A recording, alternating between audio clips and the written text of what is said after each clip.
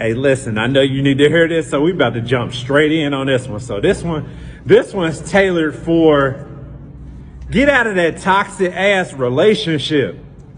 Get out of it. And you want me to tell you why you need to get out of that toxic ass relationship? Is because most people, including yourself, in this world will be involved in a toxic relationship that they want to get out of, but they sit there and stay in it because it's that picture perfect relationship to the outside world. But in all actuality, deep down inside, you're dying. You see what I'm saying? So then let me tell you how that shit bleeds out into your outer reality when you holding in a toxic relationship. All right. So it really bleeds out to you like want to be nosy in other people's business. That's the first thing it does. And then you put your input on something that you ain't correcting in your own relationship. That's a toxic trait. And then another toxic trait that is a part of being in a toxic relationship is when you can see all the wrong in somebody else's relationship, but then when they point out the wrongs in your relationship, you got an excuse for it. That's toxic. Like these are the reasons why we got to get out of these toxic ass relationships, is because it makes us toxic, and then we can't even see the toxicity that's within us or within our words that we're producing to someone else, or how we express something. Because guess what? Toxicity come in many different forms, and the number one form it is anger and regret.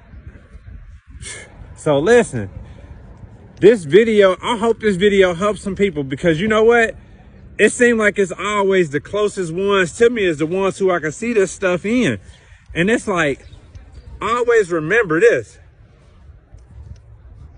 You would never be able to love somebody else, but you could wear the veil of a mask of love and project it to someone else as if it's real. But guess what though? Even when you're projecting it as it's looking real, most of the time that shit still be fake because of how it's delivered. Not the words that say it, it's the energies behind it. And then you could tell when somebody really hurting, for real, for real.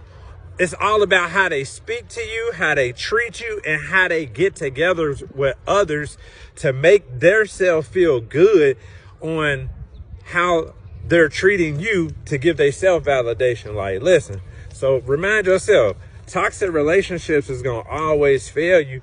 No matter if it's a toxic relationship and you're not telling nobody about it. Like, if you just keeping that shit in, I'm telling you, it's not making you a better person and thinking you're holding out for everything to change. Nah, it's just getting worse for yourself. So let them toxic ass relationships go and believe in yourself. Like, because that's the reason why we end up staying in toxic relationships. We stay in toxic relationships because we don't believe in ourselves, because we don't think that what we really want is out there, because we've been settling for so long. That shit's not real. And it's a lot of older people that's stuck in this mindset because they stuck on that old programming.